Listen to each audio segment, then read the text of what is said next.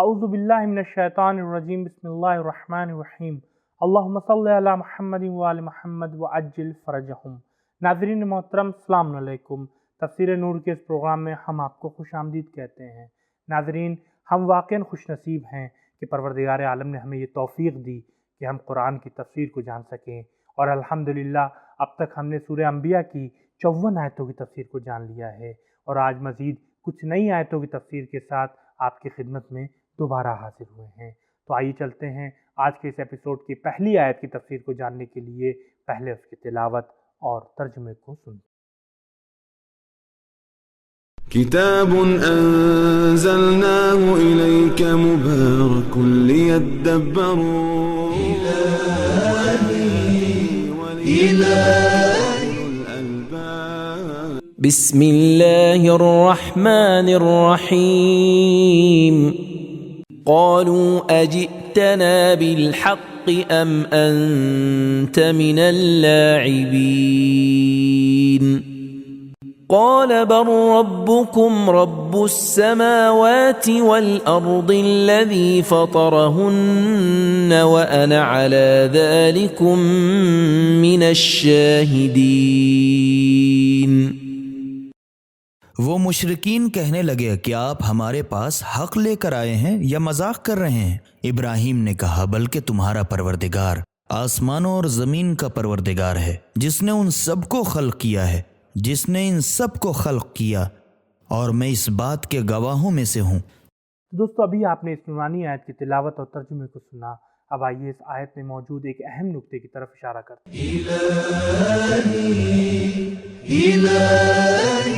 لفظ حق لفظ لاعب کے مقابلے میں حق و حقیقت ہے، یعنی کیا تم سچ کہہ رہے ہو یا مذاق کر رہے ہو؟ تو دوستو آئیے دیکھتے ہیں کہ اس آیت میں ہمارے لیے کیا اہم پیغامات بیان ہوئے ہیں۔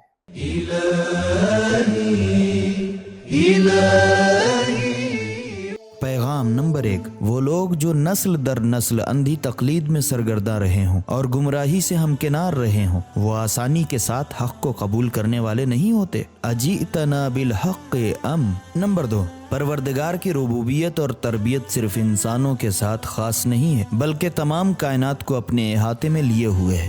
ربکم رب السماوات والارض۔ نمبر 3، تمام کائنات کا پروردگار صرف ایک ہے، ربکم رب السماوات والارض، برعکس اس عقیدے کے کہ جو مذہب آسمان و زمین و انسان کے لیے علیحدہ علیحدہ رب کا عقیدہ رکھتے ہیں۔ نمبر 4، مردان خدا اپنے عقیدہ حق میں اپنے آپ کو تنہا نہیں جانتے بلکہ اپنے آپ کو تمام تاریخی موحدین اور فرشتگان الہی سے متصل کرتے ہیں۔ من الشاہدین۔ تو دوستو آج کے اس ایپیسوڈ کی آخری آیت کی تفسیر کو جاننے کے لیے پہلے اس کی تلاوت اور ترجمے کو سنتے ہیں۔ وَتَاللَّهِ لَأَكِيدَنَّ أَصْنَامَكُمْ بَعْدَ أَن تُوَلُّوا مُدْبِرِينَ۔ اور اللہ کی قسم، جب تم یہاں سے پشت پھیر کر چلے جاؤ گے تو میں تمہارے ان بتوں کی خبر لینے کی تجویز ضرور سوچوں گا۔ تو دوستو اس آیت میں موجود اہم نکات کو جاننے کی کوشش کرتے ہیں۔ نکات۔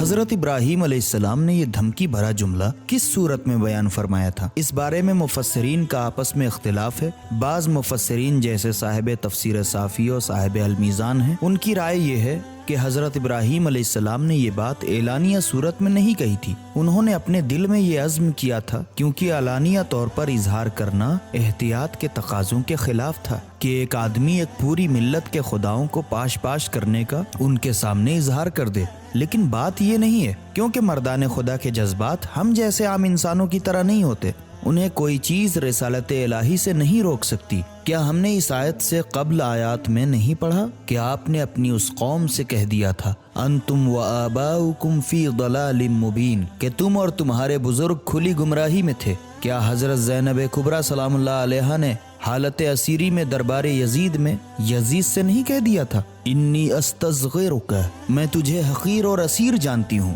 بعد ازیں کیا آپ نے اس کی حکومت کے ایوانوں کی چولوں کو ہلا کر نہیں رکھ دیا تھا؟ جب ایران میں شاہ ایران اپنی جابرانہ حکومت میں سرمست تھا، اس کی مسلح طاقتور فوجیں اس کے اشارے پر کچھ سے کچھ کرنے پر تیار تھیں۔ علاوہ ازیں اسے خارجی طاقتوں کی پشت پناہی بھی حاصل تھی۔ کیا امام خمینی نے اسے یہ نہیں فرما دیا تھا، شاہ باید بے رواد، اب شاہ کو حکومت سے چلے جانا چاہیے، اور شاہ کے جانشین سے نہیں فرمایا تھا میں یہ حکومت تیرے منہ پر مارتا ہوں؟ کیا آپ نے متکبر امریکہ سے نہیں فرمایا تھا امریکہ کے لیے یہ ممکن نہیں ہے کہ وہ یہ غلطی کرے؟ ان جملوں میں کہیں آپ کو احتیاط کے تقاضے نظر آتے ہیں؟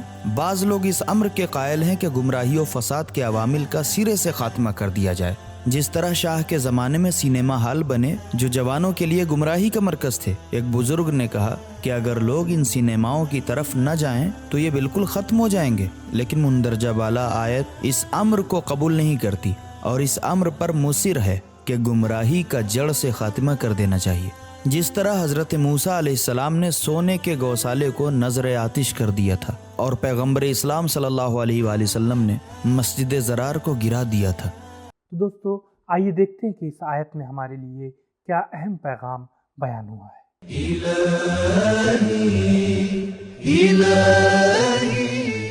نمبر 1، جب ایمان ہدف و یقین کے ساتھ ہو تو انسان کو طاقتور بنا دیتا ہے۔ تاللہ لاکیدن۔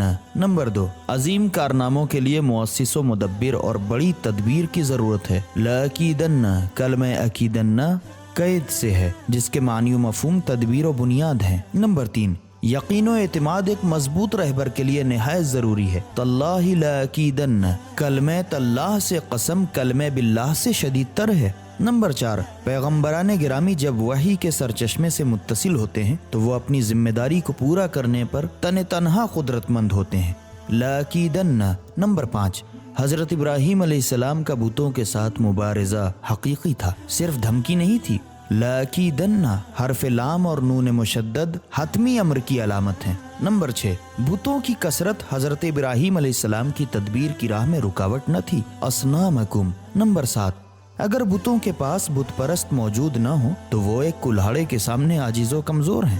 بعد ان تولوا مدبرین، حقیقت یہ ہے کہ بت پرست اپنے بتوں کے محافظ ہوتے ہیں، نہ کہ بت اپنے پرستاروں کے محافظ ہوتے ہیں۔ نمبر 8، عظیم کارناموں کے برپا کرنے کے لیے لوگوں کا اجتماع ضروری ہے۔ وَأَن يُحْشَرَ النَّاسُ ضُحًى، سورہ طٰہٰ آیت نمبر 59، اور کبھی ان کا موجود نہ ہونا بہتر ہے۔ بعد ان تولوا مدبرین۔ نمبر 9، یہ بات ثابت ہے کہ بت پرستی کی رغبت پیدا ہوتی ہے، ضروری ہے کہ بتوں کو نابود کر دیا جائے۔ لَأَكِيدَنَّ أَصْنَامَكُمْ۔